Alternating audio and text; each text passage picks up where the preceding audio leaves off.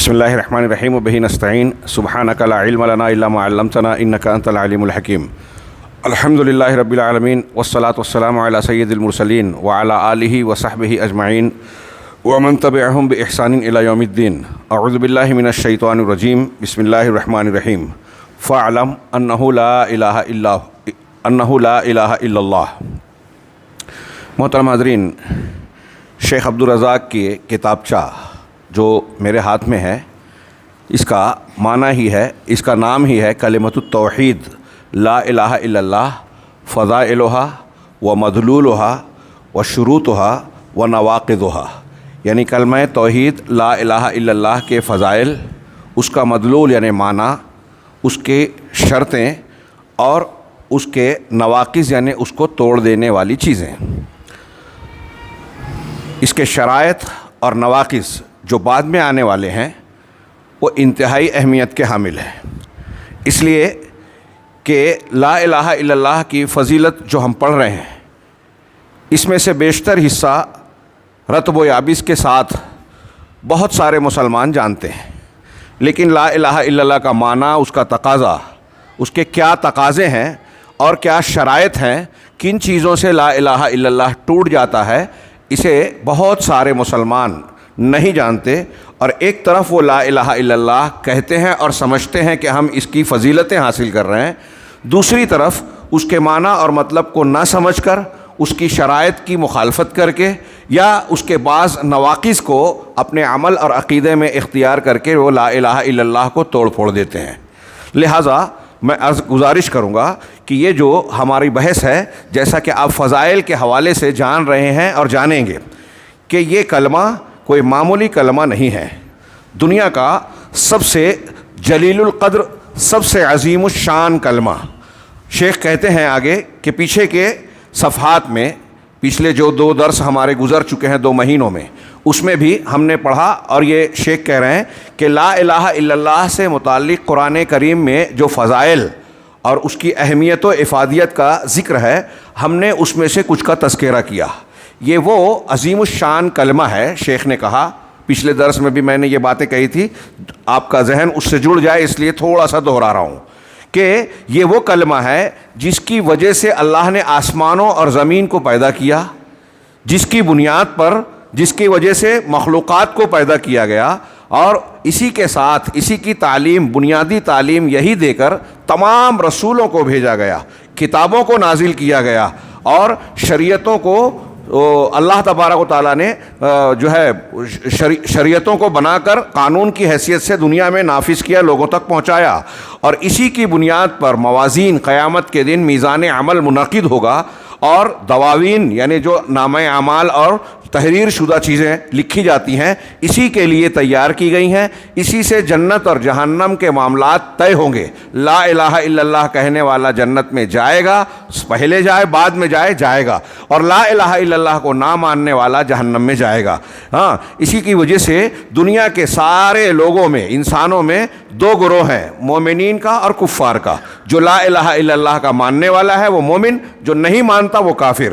اسی کی بنیاد پر، اس کے تقاضوں مدلول کو مان کر کوئی شخص نیک بنتا ہے، اور جو نہیں مانتا وہ برا انسان ہوتا ہے۔ یہی تمام مخلوقات کے امر اور خلق کا بنیاد ہے، ثواب اور عقاب کی بنیاد ہے، اسی کی بنیاد پر ثواب اور عقاب طے ہوگا اللہ تبارک و تعالیٰ کے ہاں، اسی کی بنیاد پر ملت قائم ہوتی ہے، قبلہ نصب کیا گیا ہے، اولون اور آخرین سے اسی کے بارے میں سوال کیا جائے گا۔ چنانچہ حدیث کے مطابق علامہ ابن قیم کی عبارت نقل کرتے ہوئے کہتے ہیں، اللہ کے رسول کی حدیث میں ہے کہ انسان کا قیامت کے دن اللہ کے سامنے قدم آگے نہیں بڑھ سکتا جب تک کہ وہ 2 سوالوں کے جواب نہ دے دے۔ پہلا سوال یہ کہ تم کن چیزوں کی ماذا کنتم تعبدون، کن کی تم عبادت کرتے تھے، اور دوسرا سوال ماذا اجبتم المرسلین، تم نے رسولوں کو کیا جواب دیا۔ اب اس امت مسلمہ کا ان دونوں سوالوں کے جواب میں پہلا سوال ماذا کنتم تعبدون کا جواب ہے لا الہ الا اللہ۔ قیامت کے دن قدم آگے نہیں بڑھ سکتا اللہ کے سامنے جب تک کہ یہ 2 سوال حل نہ کر دے کوئی انسان۔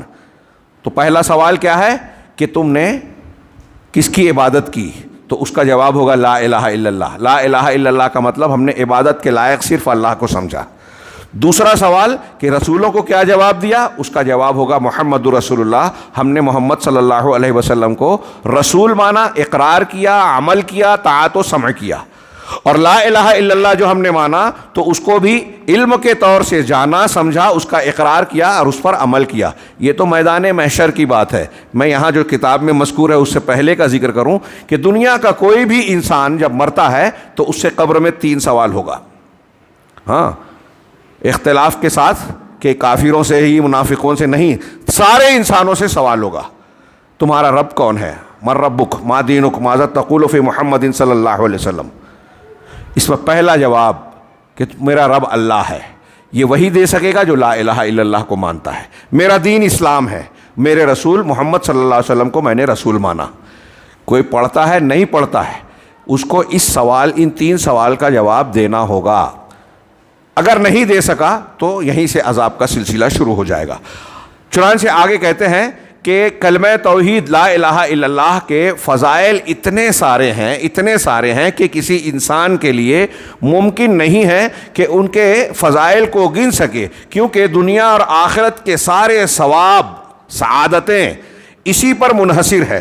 لا الہ الا اللہ کو ایک انسان مانتا ہے تو دنیا اور آخرت میں کامیاب ہوگا، اور اس کو جتنے اچھی طریقے سے، کامل طریقے سے مانے گا. پیچھے ہم نے قرآن کی روشنی میں پڑھا کہ جو لا الہ الا اللہ کے تقاضے کو جتنا پورا کرے گا وہ اللہ کے عذاب سے اتنا زیادہ محفوظ رہے گا، امن میں رہے گا دنیا اور آخرت میں. چنانچہ دنیا اور آخرت میں اس کے اتنے فائدے ہیں جو کسی انسان کے تصور میں نہیں آ سکتی، کسی کے خیال میں نہیں آ سکتی. چنانچہ قرآن کی روشنی میں تو کچھ فضائل ہم نے بیان کیے اس سے پہلے کے دروس میں اور صفحات میں. اب کہہ رہے ہیں کہ بعض حدیثوں کی روشنی میں ہم اس کے بعض فضائل بیان کر رہے ہیں. سب سے پہلے جو پچھلے درس میں ہم نے سرسری سے ذکر کیا تھا کہ اس کی ایک فضیلت یہ ہے کہ یہ لا الہ الا اللہ کا کلمہ ایسا ہے کہ اگر آپ اس کو بطور ذکر، بطور عبادت معنی اور مفہوم کو سمجھ کر ادا کرتے ہیں تو یہ اعمال میں سب سے زیادہ افضل عمل ہے، اور اجر و ثواب میں تھوڑا آسان ہوتے ہوئے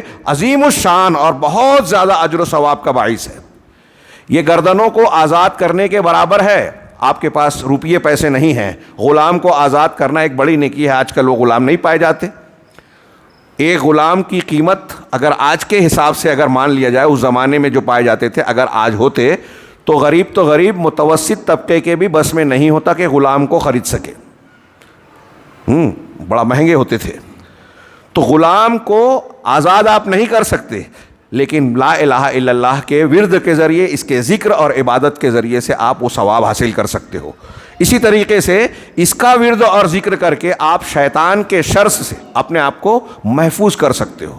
میں نے پچھلے درس میں ایک جملے میں شاید اشارتاً کہا تھا کہ آج کل ہمارے یہاں جن، بھوت، آسیب، ان کے مسائل ہوتے ہیں، اور بہت سارے مرد اور زیادہ تر خواتین اس مسئلے کے حل کے لیے پھونک جھاڑ کرنے والے، دم اور جھاڑ پھونک کرنے والے، گنڈے تعویذ کا کاروبار چلانے والوں کے گھروں پر، دکانوں پر چکر لگاتے ہیں، اور اپنا ایمان بھی گنواتی ہیں کیونکہ وہ بہت ساری غلط سلط چیزیں، شرکیہ چیزیں کرتے ہیں، اور اپنے پیسے اور دنیا کی چیزیں بھی جو ہے ضائع کر کے آتی ہیں. اگر آپ چاہتے ہیں کہ آسیب سے، جادو سے، بھوت اور جن کے اثرات سے اپنے آپ کو، اپنے گھر کو، اپنے اہل خانہ کو محفوظ رکھیں تو لا الہ الا اللہ کا ورد کیجئے. یہ رسول اللہ صلی اللہ علیہ وسلم نے جیسا کہ بتایا صحیحین یعنی بخاری اور مسلم میں حضرت ابو ہریرہ رضی اللہ تعالیٰ عنہ کی روایت ہے. وہ کہتے ہیں کہ نبی کریم صلی اللہ علیہ وسلم سے مروی ہے، آپ نے فرمایا من قال لا الہ الا اللہ وحدہ لا شریک لہ لہ الملک ولہ الحمد وہو علی کل شیء قدیر 100 مرہ. یہ کلمہ میں پھر سے پڑھ رہا ہوں، آپ دل میں دہرائیں میرے ساتھ. لا الہ الا اللہ وحدہ لا شریک لہ لہ الملک ولہ الحمد وہو علی کل شیء قدیر. اب اگر میں اس جملے کی تشریح توحید کے اعتبار سے، اس کے معنی اور مفاہیم کے اعتبار سے کروں تو 2-3 درس کم پڑیں گے مجھ جیسے کم علم آدمی کے لیے بھی. لیکن ہم جب اس کے شرائط اور نواقص پر گفتگو کریں گے تو شاید کچھ باتیں اس کے مدلول پر گفتگو کریں گے تو اس کی کچھ تشریح انشاءاللہ آئے گی. لا الہ الا اللہ پہلا جملہ، اور وحدہ لا شریک لہ اسی جملے کی تاکید ہے. اللہ کے سوا کوئی معبود برحق نہیں. تمام معبودان برحق کا انکار اللہ تبارک و تعالیٰ کے معبود ہونے کا اقرار، اور وحدہ لا شریک میں اسی بات کی تاکید ہے، اس کو مضبوط کیا گیا۔ وحدہ یعنی وہ اکیلا ہے، الا اللہ جو کہا اس میں مضبوطی آئی، اور لا الہ کہا کوئی معبود نہیں اللہ کے سوا، دوسروں کی سارے کی نفی کی، تو لا شریک سے اسی کی تاکید ہوئی کہ اللہ کا کوئی شریک، ساجھیدار، حصے دار، پارٹنر ہے ہی نہیں، کسی بھی اعتبار سے کوئی اللہ کا شریک نہیں ہے۔ تو جو شخص یہ کہے گا ہاں لہ الملک، کائنات سلطنت اسی کی ہے، ساری کائنات اسی کی ہے، میں بار بار یہ کہتا ہوں جب کائنات اس کی ہے، کائنات کا ذرہ ذرہ اس کا ہے، قرآن بار بار کہتا ہے کہ آسمان و زمین میں ایک ذرے کا بھی کوئی اللہ کے سوا مالک نہیں ہے، جب کوئی دوسرا مالک نہیں ہے تو ہم کسی اور سے کیوں مانگے؟ جو چیز میری ہے نہیں وہ میں دے سکتا ہوں کیا؟ دے سکتا ہوں؟ جو چیز میری نہیں ہے میں نہیں دے سکتا۔ اللہ کہہ رہا ہے کہ آسمان زمین میں اللہ کے سوا کوئی ذرہ برابر چیز کا بھی مالک نہیں ہے، اور یہاں بھی کلمے میں کہا لہ الملک، اسی کی کائنات ہے، سلطنت ہے، ملک اسی کا ہے، وَلَهُ الْحَمْدُ، اور حمد اور تعریف بھی صرف اسی کے لائق اور زیبا ہے، وہی اس کا مستحق اور حقدار ہے۔ تعریف کا حقدار صرف اللہ ہے، کیا مطلب؟ ساری خوبیاں اس کے اندر ہیں، اور خوبیاں بھی مکمل ہیں، کوئی کم، اگر کسی خوبی کے اندر کوئی کمی ہوتی تو یہ نقص ہو جاتا، جیسے علم اور علم کسی جہالت ہے، اللہ علم والا ہے، جہالت نہیں ہے، تو ایک بال برابر بال کا کروڑواں حصہ بھی اگر علم سے کم ہو جائے تو وہ جہالت اتنی آ جائے گی۔ اللہ تبارک و تعالیٰ کے لیے اتنی بھی جہالت نہیں ہے، ماضی، پاسٹ، حال یعنی پریزنٹ، اور مستقبل یعنی فیوچر، سب کو جانتا ہے، دنیا کی ہر زبان جانتا ہے، ہر درخت کو جانتا ہے، درخت کے ہر پتے کو جانتا ہے، پتے کے اندر کے ہر ذرے کو جانتا ہے، جڑ کے ہر بال کو جانتا ہے، ہمارے جسم کے خون کے ایک ایک ذرے کو، ہر چیز کو جانتا ہے اور ہر لمحہ جانتا ہے۔ ایسا نہیں کہ ابھی جان رہا ہے تو بعد میں بھول گیا، ایک چیز کو جان رہا ہے تو دوسری چیز نکل گئی، جیسے کہ ہمارے ساتھ ہوتا ہے۔ تو اللہ، یہ علم کا ایک معاملہ میں نے ہلکا سا ذکر کیا، ہر خوبی میں اللہ مکمل ہے، اسی لیے اس کے لیے تمام تعریف ہے، لہ الحمد، الحمدللہ رب العالمین ہم کہتے ہیں، اسی کے لیے حمد ہے، وَهُوَ عَلَى كُلِّ شَيْءٍ قدیر، اور وہ ہر چیز پر قدرت رکھتا ہے، کوئی چیز اللہ تعالیٰ کے دائرہ قدرت سے باہر ہے ہی نہیں، اللہ تعالیٰ کسی چیز سے عاجز ہے ہی نہیں، اگر عاجز ہوتا کسی کام سے تو یہ قوت میں کمی آ جاتی، اور اللہ ہر چیز پر قادر ہے۔ تو سلطنت اس کی ہے، سارا اختیار کائنات کا نظام وہی چلا رہا ہے، تعریف کے لائق وہی ہے، یعنی ساری خوبیاں اس کے اندر ہے، ہر چیز پر وہ قدرت۔ یہ کلمات جو کہے گا 100 مرتبہ، ہاں، فی یومن 100 مرہ، ایک دن میں 100 مرتبہ جو یہ کلمات کہے گا، کوئی زیادہ ٹائم نہیں لگے گا اگر آپ 100 مرتبہ کہتے ہیں، ہاں، تو کیا فائدہ ملے گا؟ غور سے سنیے، بخاری مسلم کی حدیث ہے، اللہ کے رسول نے فرمایا کہ یہ اس کے لیے کانت لہو عدل و 10 رقاب، یہ اس کے لیے 10 گردنوں کو آزاد کرنے کے برابر ہوگا، یعنی 10 غلاموں کو آپ نے خرید کر غلامی سے آزاد کر دیا 100 مرتبہ یہ پڑھنے کے نتیجے میں ایک، اور وَكُتِبَتْ لَهُ 100 حسنہ، اس کے لیے 100 نیکیاں لکھی جائیں گی، وَمُحِيَتْ عَنْهُ 100 سیئہ، اور اس سے 100 برائیاں، گناہ جو سرزد ہو گئے ہیں، غلطیاں، 100 برائیاں مٹا دی جائیں گی، وَكَانَتْ لَهُ حِرْزًا مِّنَ الشَّيْطَانِ يَوْمَهُ ذَلِكَ حَتَّى يُمْسِي، اور اس دن جس نے یہ پڑھا ہے، جس دن یہ پڑھا ہے، اس دن شیطان سے یہ ڈھال بن جائے گی، بچاؤ کا ذریعہ بن جائیں گے یہ کلمات، یہاں تک کہ شام کرے، صبح آپ نے پڑھ لیا، شام تک شیطان آپ کے جسم میں داخل نہیں ہو سکتا۔ جب آپ جن بھوت شیطان، جادو میں بھی شیطانی اثر اور تاثیر ہی ہوتی ہے، یہ پڑھ لیا، شیطان آپ کے جسم میں داخل نہیں ہوا تو جادو کا اثر، آصف کا اثر آپ کو نہیں ہوگا، آپ اس کے بہت سارے شرور سے محفوظ رہ جائیں گے۔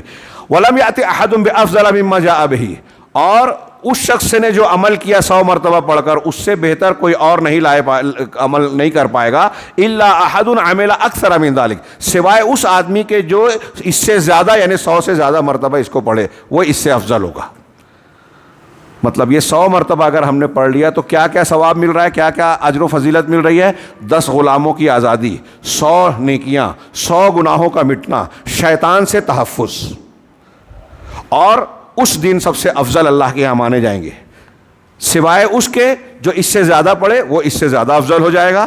یہ صحیح بخاری اور صحیح مسلم کی حدیث ہے. اور بخاری مسلم میں ہی حضرت ابو ایوب انصاری رضی اللہ تعالیٰ عنہ کی حدیث ہے کہ وہ کہتے ہیں کہ من قالہا، جو اس کو یعنی لا الہ الا اللہ وحدہ لا شریک لہ لہ الملک و لہ الحمد وہو علی کل شیء قدیر، اس کو، ان کلمات کو 10 مرتبہ پڑھے گا. اگر آپ کو موقع نہیں مل رہا ہے 100 مرتبہ پڑھنے کا تو 10 مرتبہ بھی اگر آپ نے پڑھا، 3-4 منٹ لگے گا 10 مرتبہ پڑھنے میں.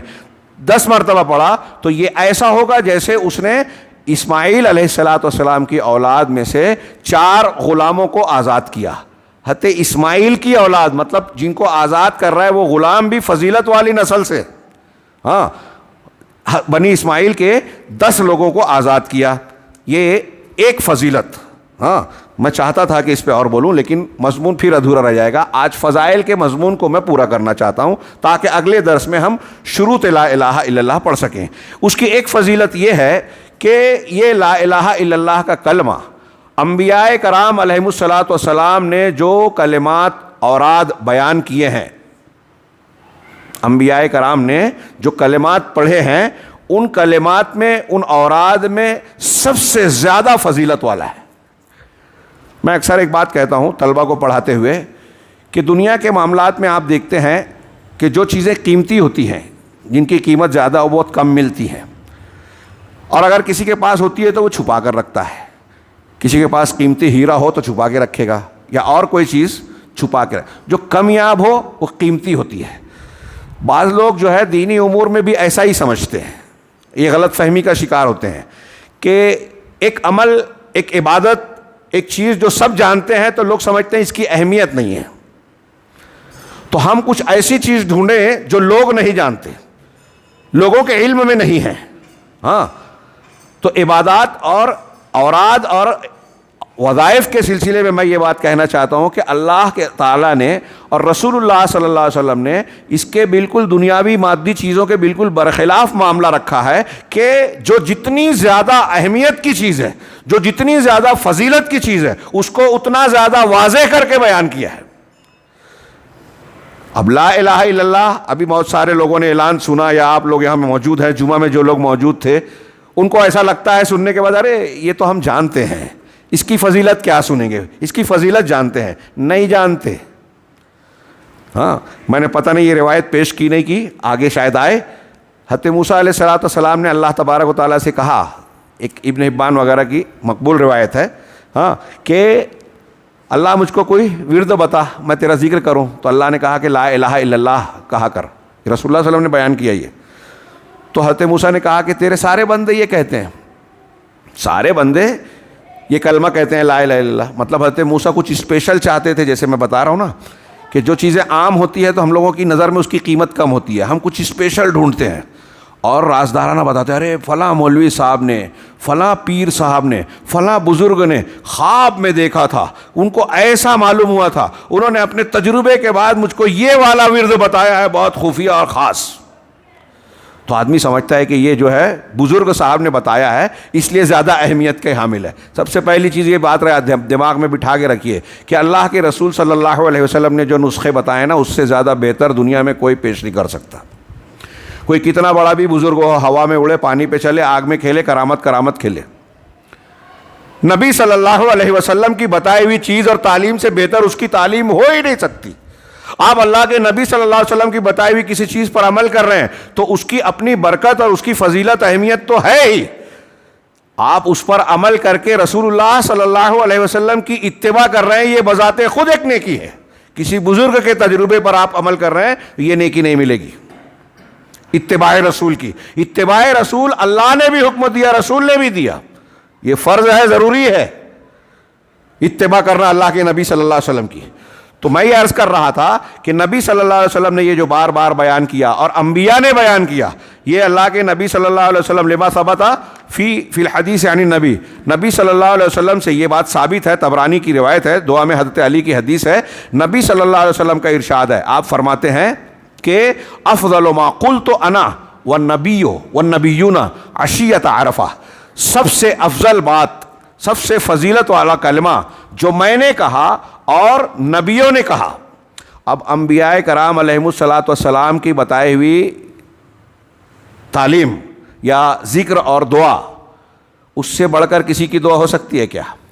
انبیاء کرام کی دعا سارے لوگوں کی دعاؤں سے اچھی دعا رہے گی، بالکل طے بات ہے۔ انبیاء اللہ کے نبی، اللہ کے سب سے برگزیدہ بندے ہوتے ہیں، اور انبیاء میں بھی جناب محمد رسول اللہ صلی اللہ علیہ وسلم کا مقام سب سے اونچا، تو انبیاء کے بڑھ کر برابر کوئی ہے ہی نہیں، تو انبیاء کی بات سب سے اونچی۔ اور اللہ کے نبی صلی اللہ علیہ وسلم اس حدیث میں کہہ رہے ہیں کہ نبیوں نے بھی جو باتیں، جو کلمات، جو ذکر اور دعا بتائی ہے، ان میں سب سے زیادہ اہم کیا ہے؟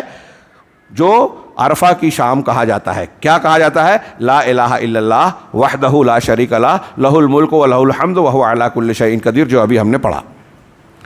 100 مرتبہ پڑھنے سے اور 10 مرتبہ پڑھنے سے جو فضیلت پڑھی، وہی کلمات۔ میں نے جو کلمات کہے اور انبیاء نے جو کلمات کہے، اللہ کے رسول فرما رہے ہیں صلی اللہ علیہ وسلم، میرے اور تمام نبیوں کے کلمات میں سب سے زیادہ فضیلت جس بات کی ہے، جو کلمہ میں نے کہا اور نبیوں نے کہا، وہ یہ کلمہ ہے۔ اب اس سے بڑھ کر کوئی کلمہ ہو سکتا ہے کیا؟ سوچئے۔ وفی لفظ، حدیث کے ایک الفاظ میں، اسی حدیث کے دوسرے الفاظ یہ ہیں، خیر الدعاء دعاء یوم عرفہ، سب سے بہترین، سب سے بہتر دعا، بہترین دعا یوم عرفہ کی دعا ہے۔ حاجی یوم عرفہ 9ویں ذی الحجہ کو عرفہ میں رہتا ہے، ہاں، غروب آفتاب سے پہلے تک اسے پہنچنا ضروری ہوتا ہے، اور حج کے جتنے اعمال ارکان ہیں ان میں سب سے زیادہ اہم رکن وقوف عرفہ ہے۔ کیا ہے؟ الحج عرفہ، اللہ کے رسول کا فرمان ہے کہ حج عرفہ ہی ہے۔ تو معلوم یہ ہوا کہ حج کا سب سے اہم رکن عرفہ کا وقوف ہے، جو 9ویں تاریخ کو غروب آفتاب سے پہلے حجاج کو ادا کرنا ہوتا ہے۔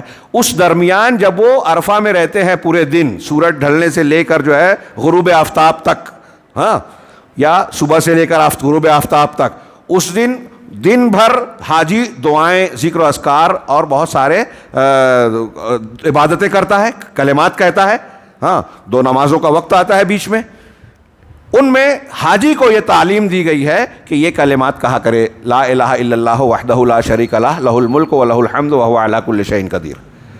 اللہ کے نبی صلی اللہ علیہ وسلم فرما رہے ہیں کہ یہ عرفہ کے دن کی دعا دعاؤں میں سب سے بہتر دعا ہے، بہترین دعا ہے۔ بہت ساری دعائیں ہیں، اللہ کے نبی صلی اللہ علیہ وسلم سب سے بہتر دعا یہ ہے، ہاں۔ اور آگے کہہ رہے ہیں اسی حدیث میں کہ عرفہ کے دن کی دعا سب سے بہتر دعا ہے، وَخَيْرُ مَا قُلْتُهُ وَأَنَا وَالنَّبِيُّونَ مِن قَبْلِي، اور سب سے بہتر بات جو میں نے کہا اور مجھ سے پہلے کے نبیوں نے کہا، وہ ہے لا الہ الا اللہ وحدہ لا شریک لہ لہ الملک ولہ الحمد وہو علی کل شیء قدیر۔ یہ ترمذی، جامع ترمذی میں عبداللہ بن عمرو سے روایت ہے، امام البانی رحمہ اللہ نے اس کو حسن کہا ہے، اور کہا ہے کہ یہ حدیث شواہد کے ساتھ ثابت ہے۔ اس کی یہ ایک فضیلت بیان ہوئی۔ ایک اور فضیلت دوسری، ومن فضائلہا، لا الہ الا اللہ کی ایک فضیلت یہ ہے کہ اس کی بنیاد پر ایک آدمی کا واحد یہ عمل اس کے گناہوں کے صحیفے کے مقابلے میں میزان عمل میں بھاری پڑ جائے گا، جیسا کہ عبداللہ بن عمرو بن عاص رضی اللہ تعالیٰ عنہ کی حدیث ہے، جو مسند میں جس کی تخریج ہوئی ہے اور جامع ترمذی میں بھی ہے اور ان کے علاوہ میں بھی ہے، جید اسناد کے ساتھ۔ حدیث کو بہت غور سے سنیے کہ لا الہ الا اللہ کی فضیلت میں ایسا سمجھتا ہوں کہ یہ ایک حدیث بھی اگر ہم جان جائیں، دماغ میں بٹھا لیں تو کافی ہے۔ اللہ کے رسول صلی اللہ علیہ وسلم فرماتے ہیں کہ یصاح برجل من امتی علی رؤوس الخلائق یوم القیامہ، قیامت کے دن میری امت کے ایک شخص کو تمام علی رؤوس الخلائق، تمام مخلوقات کے سامنے ان کو چیخ کر پکارا جائے گا، بلایا جائے گا۔ فَيُنشَرُ لَهُ 99 سجلہ، اس کے سامنے 99 رجسٹر اس کے سامنے پھیلا دیے جائیں گے، ہاں، کل سجل منہا مد البصر، 99 رجسٹر نامہ اعمال جو اس کی برائیوں کے ہوں گے، اس کے اعمال کے 99 رجسٹر اس کے سامنے ڈال دیے جائیں گے، ہاں۔ اور یہ رجسٹر کیسا ہوگا؟ یہ ہماری طرح ایسے چھوٹا یا ہاتھ بھر کا نہیں ہوگا۔ اللہ کے رسول فرماتے ہیں کہ ان میں سے ہر رجسٹر جو ہے، تحریر لکھی ہوئی، جس میں رجسٹر سمجھ رہے ہیں نا آپ لوگ، جس میں لکھا جاتا ہے، ہاں، ہر ڈائری یا رجسٹر جو ہے مد البصر، حد نگاہ تک ہوگا، یعنی اتنا بڑا بڑا رجسٹر ہوگا۔ ثم یقول اللہ تبارک و تعالی لہ، پھر اللہ تبارک و تعالی اس سے کہے گا، اتنکرو من ھذا شیئا، یہ جو تمہارے 99 رجسٹر ہے تمہارے اعمال کے، ہاں اس میں سب برائیاں ہی ہوگی. تو اللہ تعالیٰ اس سے پوچھے گا کہ یہ جو 99 رجسٹر مد بصر تک، حد نگاہ تک دکھائی دے رہے ہیں، اس کو دیکھ لو، کیا ان میں سے کسی چیز سے تم کو انکار ہے کہ تم نے عمل نہیں کیا اور اس میں فرشتوں نے لکھ دیا؟ تم کو کسی سے انکار ہے؟ فیقول لا یا ربی، بندہ کہے گا کہ نہیں پروردگار، سب برابر لکھا ہوا ہے، میں نے یہ گناہ کیے ہیں. ہاں فیقول، تب اللہ تعالیٰ کہے گا، فیقول اللہ عز و جل الک عذر او حسنہ، کیا تمہارے پاس کوئی عذر ہے؟ کوئی عذر ہے کہ تم نے گناہ کیا، اتنے گناہ کیے تو کوئی عذر و بہانہ، یا کوئی نیکی ہے تمہارے پاس؟ فیہاب الرجل، تو آدمی ڈر جائے گا اور کہے گا لا یا ربی، پروردگار نہیں، نہ میرے پاس کوئی عذر ہے، ہاں اور نہ ہی میرے پاس کوئی نیکی ہے. فیقول عز و جل، تو اللہ عز و جل کہے گا بلا ان لک عندنا حسنہ. یہاں تھوڑا سا اختصار ہے، بعض روایتوں میں تھوڑی سی تفصیل ہے کہ یہ الگ الگ ہے. ہاں اور سوال یہ بھی کرے گا اللہ تعالیٰ کہ کیا میرے لکھنے والے فرشتوں نے تجھ پر کچھ زیادتی کی ہے، کوئی غلط بات لکھ دی ہے اس میں؟ وہ کہے گا نہیں. ہاں پھر یہ آگے سوال ہوگا. پھر اللہ تعالیٰ جب وہ کہے گا، ڈر کے کہے گا کہ نہیں میرے پاس کوئی عذر بھی نہیں ہے، نیکی بھی نہیں ہے، تو اللہ تعالیٰ جواب دے گا کہ نہیں، تمہاری ایک نیکی ہمارے پاس ہے. ہاں وَإِنَّهُ لَا ظُلْمَ عَلَيْكَ، اور یہ بھی یاد رہے کہ تم پر کوئی ظلم نہیں ہوگا. یہ 99 رجسٹر گناہوں کے ہم نے پیش کیے، لیکن تمہاری ایک نیکی بھی ہے ہمارے پاس اور تم پر کوئی ظلم نہیں ہوگا. فَتُخْرَجُ لَهُ بِطَاقَةٌ فِيهَا أَشْهَدُ أَن لَا إِلَٰهَ إِلَّا اللَّهُ وَأَنَّ مُحَمَّدًا عَبْدُهُ وَرَسُولُهُ. تو ایک بطاقہ نکالا جائے گا. بطاقہ آج کی زبان میں ہم اس کو کیا کہیں گے؟ کارڈ، رسید، پوتی جو ہوتی ہے، ایک کارڈ نکالا جائے گا. اس حدیث کو اسی لیے حدیث بطاقہ کہتے ہیں. آج کل یہ جو کارڈ ہوتا ہے نا، فلاں کارڈ، ڈھما کارڈ، تو اس کو عرب لوگ بطاقہ ہی کہتے ہیں. ہاں تو ایک بطاقہ نکالا جائے گا، پرچی، اردو زبان میں ہم کہیں پرچی. ایک پرچی نکالی جائے گی. اس پرچی میں کیا ہوگا؟ اللہ کے رسول نے فرمایا کہ اس بطاقہ میں لکھا ہوگا اشہد ان لا الہ الا اللہ وان محمدًا عبدہ ورسولہ، میں گواہی دیتا ہوں کہ اللہ کے سوا کوئی معبود برحق نہیں، لا الہ الا اللہ کی گواہی، اور محمد اللہ کے رسول اور اس کے بندے ہیں. یہ دو گواہیاں ہوگی، یہی اس کی نیکی ہوگی. تو جب وہ بطاقہ، پرچی نکال کر اللہ تعالیٰ پیش کرے گا کہ تمہاری یہ نیکی ہے، تو وہ شخص کہے گا فیقول یا رب ما هذه البطاقۃ مع هذه السجلات، پروردگار یہ پرچی ان بڑے بڑے رجسٹروں کے مقابلے میں کیا حیثیت رکھتی ہے؟ کہاں یہ اور کہاں یہ ایک پرچی ہے چھوٹی سی، اور یہ 99 رجسٹر جو میرا گناہوں سے بھرے پڑے ہیں، اس میں ایک نیکی ہے شہادتین کی. تو وہ جواب میں فیقول، اللہ عز و جل کہے گا انک لا تظلم، تجھ پر ظلم نہیں کیا جائے گا. قال، اللہ کے رسول صلی اللہ علیہ وسلم نے فرمایا فتوضع السجلات فی کفۃ، تو جتنے اس کے 99 رجسٹر جو ہوں گے برائیوں کے، وہ ترازو کے میزان عمل کے ترازو میں ایک پلڑے میں رکھے جائیں گے 99 رجسٹر.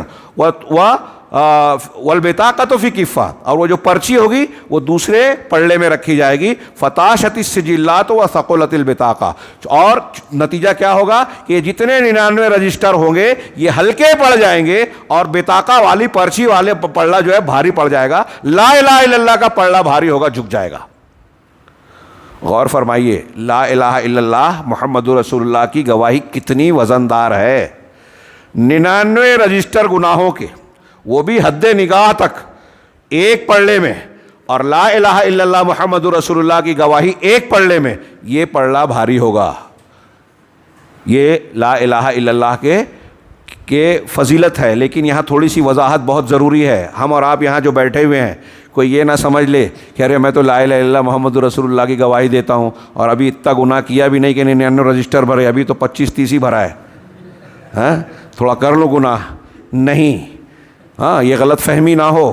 علامہ ابن قیم نے اس حدیث کی تشریح کرتے ہوئے ایک وضاحت کی تنبیہ کی کہ دیکھو یہ غلط فہمی نہ رہے، کیونکہ بہت سارے لا الہ الا اللہ کہنے والے جہنم میں بھی جائیں گے. نبی کریم صلی اللہ علیہ وسلم کی حدیث ہے نا بخاری میں، اللہ تعالیٰ نے جہنم کی آگ پر یہ حکم دے رکھا ہے، حرام کر رکھا ہے کہ نمازیوں کے اعضائے سجدہ کو جلائیں. یعنی جو نماز پڑھنے والا آدمی نماز پڑھتا ہے اور سجدے میں جو اس کی 7 ہڈیاں ٹکتی ہیں، ہاں، پیر کی نیچے کی، گھٹنے کی 2 4، یہ 2 6 اور یہ پوری 1 7 ہڈیاں. مرد اور عورتوں کا سجدے کا طریقہ ایک ہی ہے حدیثوں کے مطابق، عورتوں کا الگ نہیں ہے حدیثوں میں، یہ بعد میں لوگوں نے ایجاد کر لیا. تو یہ 7 ہڈیاں جہاں جو سجدے میں ٹکی ہوتی ہیں، اللہ کے رسول نے فرمایا کہ یہ نمازی جب جہنم میں جائیں گے تو اللہ تعالیٰ کا آگ پر یہ حکم ہوگا کہ ایسے لوگوں کے ان 7 حصوں کو نہ جلائے. اس کا مطلب بہت سے نمازی بھی جہنم میں جائیں گے، اور جب نمازی ہے تو لا الہ الا اللہ تو پڑھتا ہی تھا نا، نماز میں بھی پڑھتا ہے، التحیات للہ میں ہے آخر میں، پھر بھی وہ گیا جہنم میں. کیوں؟ یہ ہم آگے پڑھیں گے. جیسا کہ میں نے ابھی تمہید میں کہا نا کہ بہت سے لوگ لا الہ الا اللہ کی فضیلت تو پڑھ لیتے ہیں، معنی نہیں جانتے، تقاضے نہیں مانتے، شرطیں نہیں جانتے، نواقض نہیں جانتے، اس لیے لا الہ الا اللہ کہتے بھی ہیں اور اس کو توڑتے بھی ہیں. اس کی کوئی حیثیت اللہ کے یہاں نہیں رہ جاتی. یہ بہت اہم سبق ہے جو ہم آئندہ دروس میں جانیں گے، اور میں چاہوں گا کہ اس کو ہر بچہ جانے سیکھے. اس کے بغیر کوئی مسلمان جو ہے اس سے بے نیاز ہو ہی نہیں سکتا. اللہ کے سامنے یہ بول ہی نہیں سکتا کہ مجھے معلوم نہیں تھا.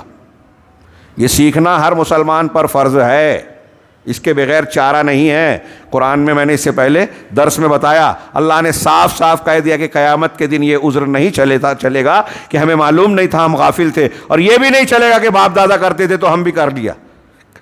ہاں، باپ دادا کا حوالہ دے کر ان کے دین اور مذہب کو ہم نے اختیار کر لیا اور لا الہ الا اللہ نہیں مانا، نہیں سمجھا، یہ چلے گا نہیں عذر. سورہ اعراف کی آیت میں نے پیش کی تھی. خیر، تو آگے شیخ کہہ رہے ہیں کہ وَلَا رَيْبَ أَنَّ هَذَا قَدْ قَامَ بِقَلْبِهِ مِنَ الْإِيمَانِ مَا جَعَلَ، اور اس میں کوئی شک نہیں کہ یہ جو 99 رجسٹر گناہ کے ہیں اور ایک رجسٹر جو ہے، ایک پرچی جو ہے لا الہ الا اللہ محمد رسول اللہ کی گواہی کی، یہ وہ شخص ہوگا جس نے لا الہ الا اللہ محمد رسول اللہ کے ایمان کو اپنے دل سے قائم کیا، جس کی وجہ سے اس کا بطاقہ اتنا وزندار ہوگا جس سے 99 رجسٹر اس کے سامنے ہلکے پڑ جائیں گے. کیونکہ لوگ اعمال میں الگ الگ درجے کے ہوتے ہیں، اسی اعتبار سے جیسا کہ ان کے دل میں ایمان ہوتا ہے. دل میں جیسا ایمان ہوتا ہے اس اعتبار سے آپ کا عمل ہوتا ہے. یہاں اہل علم نے ایک بات بیان کی ہے، میں ڈر رہا ہوں کہ بات اگر تفصیل میں جاؤں تو لمبی بات ہو جائے گی. کبھی کبھی ایسا ہوتا ہے، ایک اختصار سے ایک لمبی بات کا چھوٹا سا ٹکڑا بیان کروں کہ ایک آدمی گناہ کرتا ہے، ایک توحید والا جس کے دل میں واقعی لا الہ الا اللہ ہے، اللہ کا ڈر ہے. لا الہ الا اللہ ہے تو اللہ کا ڈر ہوگا، اللہ کو معبود برحق مان رہا ہے. تو اگر اس سے گناہ ہو گیا تو اس کے دل میں لا الہ الا اللہ کے اثر سے گناہ کرنے کی بنیاد پر ایک قسم کی شرمندگی ہوتی ہے، ایک قسم کا ڈر ہوتا ہے. یہ ڈر اور شرمندگی اس کے لیے غیر محسوس نیکی کا کام کرتی ہے. تو ایک آدمی کے دل میں اللہ کا ڈر ہے، اللہ کے جناب میں شرمندگی اور حیا ہے، تو اس کا برائی کرنے کے باوجود اس کے دل کی کیفیت الگ ہوگی. اور ایک آدمی اللہ تبارک و تعالیٰ کے ڈر خوف سے عاری ہو گیا ہے، اللہ کا ڈر ہے ہی نہیں، اللہ سے شرم و حیا ہے ہی نہیں، تو وہ گناہ کرنے کے بعد جری ہوتا ہے. آپ کو ایک تجربہ ہوگا، ہم میں سے یہاں جتنے لوگ بیٹھے ہوئے ہیں اپنی زندگی میں تجربہ کرتے ہیں کہ بعض گناہ ہم نے جب پہلی مرتبہ کیا یا سچی توبہ کی رمضان المبارک میں کسی خاص موقع پر، اور اس کے بعد ہم نے پھر سے کوئی گناہ کر لیا جس سے توبہ کی تھی، تو وہ جو پہلی مرتبہ جب گناہ ہوتا ہے تو اس وقت کی جو کیفیت ہوتی ہے ہمارے دل کی، ہمارے جذبات کی، ایک قسم کی بے چینی، بوجھ کہ ہم نے غلط کیا، صحیح نہیں کیا، توبہ کرنی چاہیے، صاف کرنا چاہیے. یہ دل میں خیال جو آتا ہے یہ ایمان کی علامت ہے. اب اگر اس پر عمل کر کے بندہ توبہ کرتا ہے تو یہ اس کے لیے نور علی نور ہو جاتا ہے. لیکن آدمی اگر ایک مرتبہ گناہ کرنے کے بعد تھوڑا پچھتایا، تھوڑا شرمندہ ہوا، تھوڑے دن کے بعد وہی دوبارہ کیا، پھر سہ کیا، تو اب وہ گناہ پر جری ہوتا ہے. اللہ کے رسول صلی اللہ علیہ وسلم کی وہ حدیث یاد کیجئے کہ جب آدمی گناہ کرتا ہے تو دل پر ایک سیاہ نقطہ پڑتا ہے، توبہ کر لیا تو صاف ہو گیا، اور نہیں کیا تو وہ سیاہی بڑھتی رہتی ہے، بڑھتی رہتی ہے، بڑھتی رہتی ہے، یہاں تک کہ پورا دل سیاہ ہو جاتا ہے اور اللہ تعالیٰ اس پر مہر لگا دیتا ہے. اور پھر اللہ کے رسول صلی اللہ علیہ وسلم نے یہ بات بیان کر کے قرآن کی آیت پڑھی، کلا بل ران علی قلوبہم، اللہ تعالیٰ نے ان کے دلوں پر مہر لگا دی، رین لگا دیا. ہاں تو یہ وہی اسی کی طرف اشارہ کر رہے ہیں کہ انسان کا ایمان جس قدر جیسا ہوتا ہے اس اعتبار سے وہ اعمال میں اس کے درجات کم زیادہ ہوتے ہیں. وَإِلَّا، ورنہ فَكَمْ مِنْ قَائِلٍ، کتنے ایسے لوگ ہیں جو لا الہ الا اللہ کہتے ہیں لیکن اس کے دل کے ایمان کی کیفیت نہ ہونے کی وجہ سے اس کو ایمان کا یہ درجہ اور یہ گناہ در گناہ ثواب نہیں مل پاتا. لا الہ الا اللہ بہت سارے لوگ کہتے ہیں لیکن ان کو یہ اجر و ثواب اور یہ درجہ نہیں ملے گا جو اس کو مل گیا، کیونکہ اس کے اندر لا الہ الا اللہ کے تقاضے اور اس کا ایمان ویسا موجود تھا جس کی بنیاد پر وہ یہ درجہ حاصل کیا. جیسا کہ صحیحین میں حضرت انس بن مالک رضی اللہ تعالیٰ عنہ کی نبی صلی اللہ علیہ وسلم کے مروی حدیث ہے.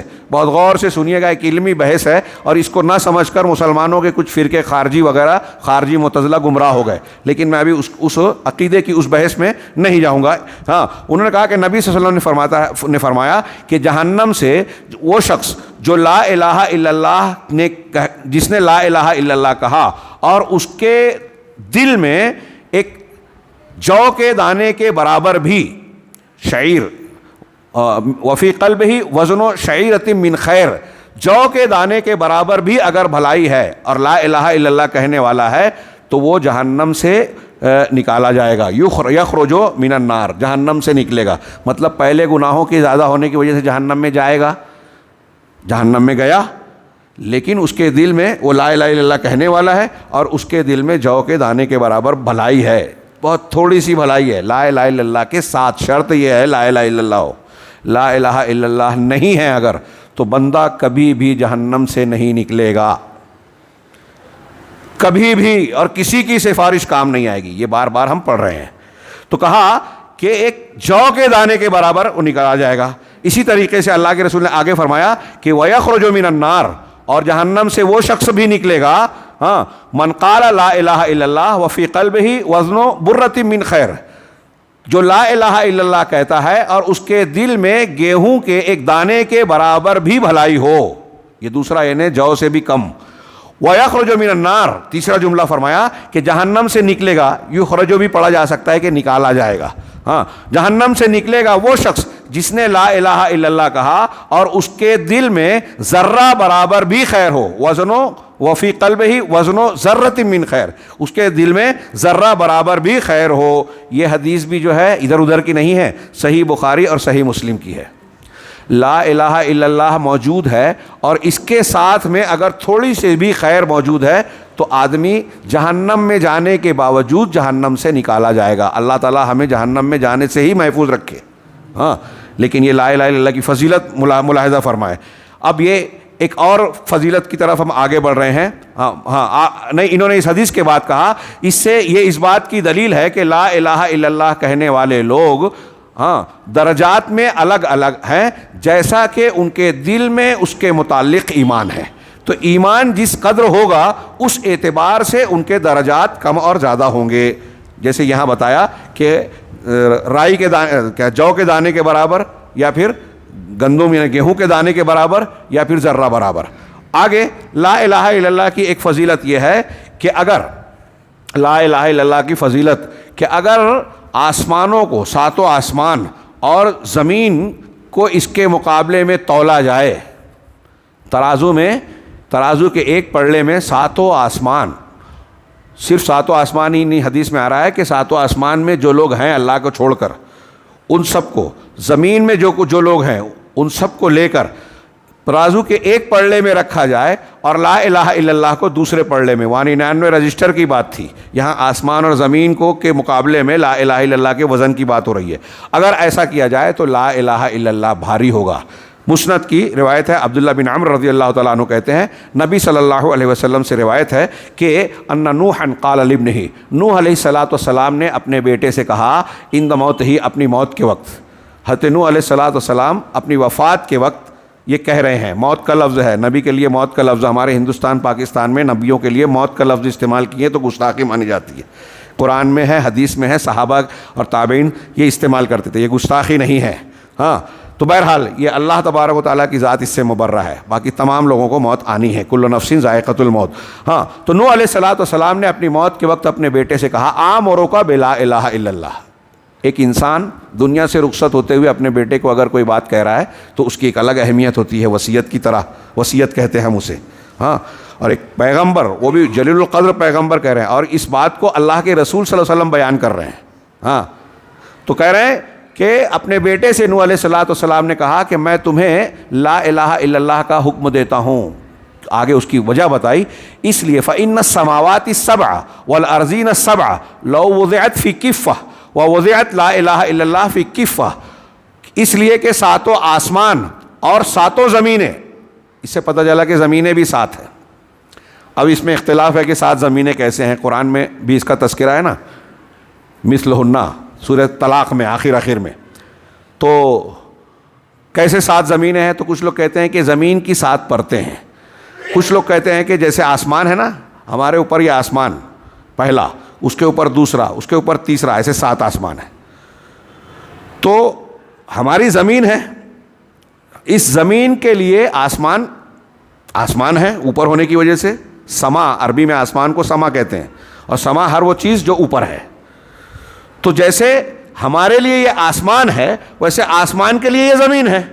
تو اب یہ زمین ہے پہلے آسمان کے لیے، پہلا آسمان دوسرے آسمان کے لیے زمین ہے، دوسرا آسمان تیسرے آسمان کے لیے زمین ہے، چوتھا آسمان پانچویں آسمان کے لیے زمین ہے۔ وہ اوپر ہے، یہ نیچے ہے، تو یہ نیچے والا زمین ہو گئی۔ کچھ لوگ کہتے ہیں کہ اس طریقے سے سات زمینیں بھی ہیں۔ بہرحال جو بھی معنی ہو، سات آسمان اور سات زمینیں اگر ترازو کے ایک پلڑے میں رکھی جائیں، وَوُضِعَتْ لَا إِلَٰهَ إِلَّا اللَّهُ فِي كِفَّةٍ، اور لا الہ الا اللہ کو ایک پلڑے میں یعنی دوسرے پلڑے میں، رجحت بہن لا الہ الا اللہ، تو لا الہ الا اللہ ان کو لے کر بھاری پڑ جائے گا، جھک جائے گا۔ ہاں، وَلَوْ أَنَّ السَّمَاوَاتِ السَّبْعَ کنہ حلقۃ مبہمہ، حضرت نوح علیہ الصلوۃ والسلام کی نصیحت چل رہی ہے اپنے بیٹے کو، اور اگر ساتوں آسمان ایک مبہم حلقے کی طرح ہوں، یعنی ایسے انگوٹھی یا حلقہ بن جائے کہ آپس میں گتھے ہوئے جڑے ہوئے ہوں، ہاں، لقسمتہن لا الہ الا اللہ، تو لا الہ الا اللہ انہیں توڑ دے گا۔ ہاں، یعنی لا الہ الا اللہ کی تاثیر اور اس کا اتنا زور ہوگا کہ اس سے یہ بکھر جائیں گے ساتوں آسمان۔ ہاں، میں چاہتا ہوں فضائل پورے ہو جائیں، وقت اگرچہ پورا ہو گیا، کچھ 5-7 منٹ اور لوں گا انشاءاللہ۔ یہ لا الہ الا اللہ کی فضیلت، یہ مسند کی روایت ہے جس کو علامہ البانی رحمہ اللہ نے سلسلۃ الصحیحہ حدیث نمبر 134 میں اس کو صحیح کہا ہے۔ حضرت نوح علیہ الصلوۃ والسلام سے جو روایت بیان کی گئی، اللہ کے رسول نے بیان فرمائی، یہ صحیح حدیث بیان کی گئی ہے۔ اس کی ایک فضیلت یہ ہے کہ انہا لیس لہا دون اللہ حجاب، کہ لا الہ الا اللہ اور اللہ کے درمیان کوئی حجاب، کوئی رکاوٹ نہیں ہوتی، بلکہ یہ سارے حجاب کو توڑ کر اللہ تک پہنچتا ہے۔ ترمذی میں سند حسن کے ساتھ حضرت ابو ہریرہ سے مروی ہے، وہ نبی کریم صلی اللہ علیہ وسلم سے مروی روایت کرتے ہیں کہ آپ نے فرمایا کہ ما قال عبد لا الہ الا اللہ قط مخلصا الا فتحت له ابواب السماء حتى تفضي الى العرش مجتنب الكبائر، کہہ رہے ہیں کہ کوئی بھی بندہ لا الہ الا اللہ نہیں کہتا اخلاص کے ساتھ، مخلصاً اخلاص کے ساتھ، مگر آسمانوں کے دروازے کھل جاتے ہیں اور یہ لا الہ الا اللہ عرش تک پہنچ جاتا ہے جب تک کہ بندہ کبیرہ گناہوں سے اپنے آپ کو بچاتا ہے۔ یہ جامع ترمذی کی روایت ہے جس کو امام البانی نے حسن کہا ہے۔ یہ ایک فضیلت میں روایتوں کو پیش کر دے رہا ہوں تشریح کے بغیر، آپ غور سے سنیے گا اور غور کیجئے گا ان روایتوں کی تفصیل پر کہ یہ کیسی عظیم الشان فضیلت ہے۔ اس کی ایک فضیلت یہ ہے کہ جو لا الہ الا اللہ کہے گا، یہ لا الہ الا اللہ اس کو جہنم سے بچانے کا ذریعہ بنے گا، اس کے لیے جہنم سے نجات کا ذریعہ ہوگا۔ چنانچہ صحیح مسلم میں ہے، نبی صلی اللہ علیہ وسلم نے ایک مؤذن کو کہتے ہوئے سنا، اشہد ان لا الہ الا اللہ، میں گواہی دیتا ہوں کہ اللہ کے سوا کوئی معبود برحق نہیں۔ ہم مؤذن کو ہلکا سمجھتے ہیں، اذان دینے کو چھوٹا عمل سمجھتے ہیں۔ اللہ کے رسول نے جب اتنا ہی سنا تو کہا خرج من النار، یہ جہنم سے نکل گیا، بچ گیا۔ صحیح مسلم کی حدیث ہے۔ ہاں، صحیحین میں بخاری مسلم میں حضرت اطبان بن مالک رضی اللہ تعالیٰ عنہ کی روایت ہے، وہ کہتے ہیں نبی صلی اللہ علیہ وسلم سے روایت ہے، آپ نے فرمایا کہ ان اللہ حرم علی النار من قال لا الہ الا اللہ یبتغی بذلک وجہ اللہ، اللہ تعالیٰ نے جہنم پر اس شخص کو حرام قرار دے دیا ہے جو لا الہ الا اللہ کہتا ہے اور اس سے اس کا مقصد اللہ کی وجہ، اللہ کی خوشنودی ہوتی ہے۔ یعنی لا الہ الا اللہ صرف زبان سے نہیں کہہ رہا ہے بلکہ اس کے دل میں اللہ کی خوشنودی حاصل کرنا مقصود ہے، اور وہ عمل سے جب جب اس کو مقصد یہ ہے تو عمل سے اپنے آپ کو شرک سے بچاتا ہے جو لا الہ الا اللہ کی ضد ہے. یہ جو میں کہہ رہا ہوں یہ علماء نے تشریح کی ہے. اور اس کلمے کی فضیلتوں میں سے یہ بھی ہے کہ اللہ کے رسول صلی اللہ علیہ وسلم نے ایمان کا سب سے افضل شعبہ اور شاخ اس کو قرار دیا. ایمان کی بہت سی شاخیں ہیں اور ان شاخوں میں سب سے افضل شاخ لا الہ الا اللہ ہے. آپ جانتے ہیں حضرت ابو ہریرہ سے روایت نبی کریم صلی اللہ علیہ وسلم نے فرمایا کہ ایمان کے 70 سے زیادہ بضع و سبعون الایمان و بضع و سبعون شعبہ. بضع 3 سے 9 کو کہتے ہیں تو ہم 73 یا اس سے زیادہ کہیں کہ 70 سے زیادہ 73 یا اس سے زیادہ شعبے ہیں. سب سے اعلیٰ شاخ اس کی جو ہے سب سے اعلیٰ شعبہ لا الہ الا اللہ کہنا ہے. اور سب سے ہلکا شعبہ سب سے ہلکا درجہ یہ ہے کہ آدمی راستے سے تکلیف دینے والی چیز کو ہٹا دے. ہم راستے سے تکلیف دینے والی چیز کو ہٹائیں یہ بھی ایمان کا حصہ ہے. غور کیجیے آج مسلمان اس ایمان کی کتنی خلاف ورزی کرتا ہے. راستوں میں رکاوٹیں ڈال کے سواریاں کھڑی کر کے گندگی پھینک کر اور اتیکرمن کر کے وغیرہ وغیرہ. اس کی ایک فضیلت یہ ہے کہ نبی کریم صلی اللہ علیہ وسلم نے یہ ہمیں بتایا ہے کہ لا الہ الا اللہ سب سے بہتر سب سے افضل ذکر ہے. جیسا کہ ترمذی میں حضرت جابر بن عبداللہ رضی اللہ تعالیٰ عنہ کی روایت ہے. وہ کہتے ہیں کہ میں نے رسول اللہ صلی اللہ علیہ وسلم کو فرماتے ہوئے سنا افضل الذکر لا الہ الا اللہ و افضل الدعاء الحمدللہ. بہت تشریح طلب بات تھی لیکن میں صرف ترجمہ کروں کہ آپ نے فرمایا کہ سب سے بہترین سب سے فضیلت والا ذکر لا الہ الا اللہ ہے اور سب سے افضل دعا الحمدللہ ہے. یہ لازم و ملزوم ہے. کسی موقع پر موقع پڑا تو سبحان اللہ الحمدللہ اللہ اکبر لا الہ الا اللہ یہ اللہ کے نزدیک پسندیدہ کلمات ہیں. ان کا آپس میں ربط انشاءاللہ کسی موقع پر بیان کروں گا. یہ سب ایک دوسرے سے جڑے ہوئے ہیں.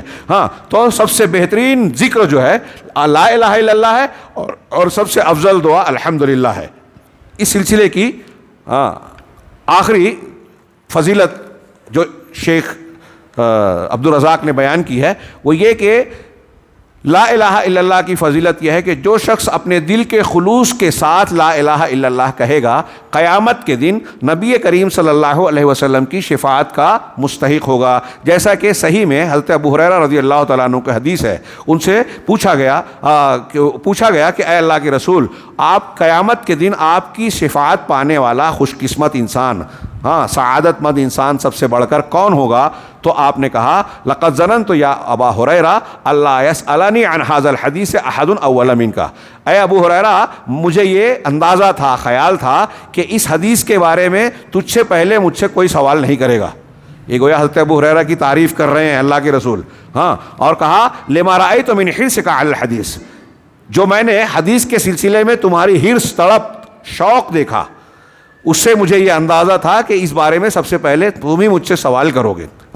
آگے آپ نے فرمایا کہ اسعد الناس اب ان کے سوال کا جواب دیا اسعد الناس بشفاعتی یوم القیامہ من قال لا الہ الا اللہ خالصا من قلبہ او نفسہ کہ قیامت کے دن میری شفاعت کا سب سے زیادہ مستحق سعادت مند انسان وہ ہوگا جو اپنے دل کے خلوص کے ساتھ یا اپنے جی کے اخلاص کے ساتھ لا الہ الا اللہ کہتا ہے. لا الہ الا اللہ اخلاص کے ساتھ دل کے خلوص کے ساتھ جو کہے گا وہ اللہ کے رسول کی شفاعت پائے گا. اس کا الٹا مفہوم کیا ہوا جو دلیلوں سے ثابت ہے؟ جس کا لا الہ الا اللہ سلامت نہیں ہے وہ رسول اللہ صلی اللہ علیہ وسلم کی شفاعت کا حقدار قیامت کے دن نہیں رہے گا محروم رہے گا. اسی طریقے سے آگے اس حدیث کی تشریح میں آخری بات کہہ رہے ہیں شیخ عبدالرزاق کہ نبی صلی اللہ علیہ وسلم کی اس حدیث میں یہ جو جملہ ہے کہ جو لا الہ الا اللہ کہے اپنے دل کے خلوص کے ساتھ یہ دلیل ہے اس میں دلیل ہے اس بات پر کہ لا الہ الا اللہ صرف زبان سے کہنا مجرد کہہ دینے سے قبول نہیں ہوتا. ایک کہنے والے نے زبان سے کہہ دیا اور اس کے دل میں خلوص نہیں ہے تو اللہ کے یہاں کوئی قبول نہیں ہوگا. لہٰذا ضروری ہے کہ لا الہ الا اللہ کے قبول ہونے کے لیے اس کی شرطیں موجود ہوں اس کی قیود پائی جائیں جو قرآن و حدیث میں بیان کی گئی ہیں. اس لیے کہ ان شرائط اور قیود کے بغیر لا الہ الا اللہ اللہ کے یہاں قبول نہیں ہوگا اور یہ فضیلتیں جو ہم پڑھ رہے ہیں یہ فضیلتیں حاصل نہیں ہوگی. میں جو کہہ رہا ہوں کہ بہت سے لوگ لا الہ الا اللہ کی فضیلتیں پڑھتے سنتے ہیں ہر دن رات پڑھتے رہتے ہیں لا الہ الا اللہ لا الہ الا اللہ کہتے ہیں اور غیر اللہ کو جا کے سجدہ کرتے ہیں تو ان کا لا الہ الا اللہ کہنا کوئی مطلب نہیں رکھتا. لہٰذا ضروری ہے کہ اس کا معنی مطلب سمجھا جائے تقاضے جانے جائیں شرطیں اور قیود جانی جائے اس کے بغیر لا الہ الا اللہ فائدہ نہیں دے گا۔ یہاں شیخ نے اپنی بات ختم کر کے اگلا عنوان قائم کیا، شروط لا الہ الا اللہ۔ انشاءاللہ آئندہ ماہ اگر ہمارا آنا ہوتا ہے تو لا الہ الا اللہ کی شرطیں ہم پڑھیں گے۔ میں تمام لوگوں سے گزارش کروں گا اور یہ بھی گزارش کروں کہ اپنے گھر کے لوگوں کو، ہاں، کوئی مرد، کوئی عورت، کوئی بچہ، کوئی بوڑھا اس چیز سے بے نیاز نہیں ہو سکتا، لہذا لا الہ الا اللہ کی شرطیں صرف سننا نہیں ہے آپ لوگوں کو، ہاں، میں کہوں گا کہ اس کو لکھ کر یاد کرنا ہے، اور یاد صرف علم کے اعتبار سے ہم کو کوئی امتحان نہیں دینا ہے کہ سالانہ سشمائی امتحان دے کے نمبر لینا ہے، یہ زندگی کا امتحان ہے۔ اللہ کے یہاں کامیاب ہونے کے لیے یہ چیزیں دماغ میں محفوظ رکھنی ہے۔ تو ہم اگلے 2-3 ہفتوں میں 4 ہفتوں میں 2-3 دروس میں 4 دروس میں انشاءاللہ شروط لا الہ الا اللہ اور نواقض لا الہ الا اللہ پڑھیں گے، جو میں یہ عرض کر رہا ہوں کہ انتہائی اہم ہے۔ اللہ تعالیٰ ہمیں لا الہ الا اللہ کو سمجھنے، اس کو شرائط اور قیود کے ساتھ اختیار کرنے کی توفیق عطا فرمائے۔ وآخر دعوانا ان الحمد للہ رب العالمین وصلی اللہ علی نبینا محمد۔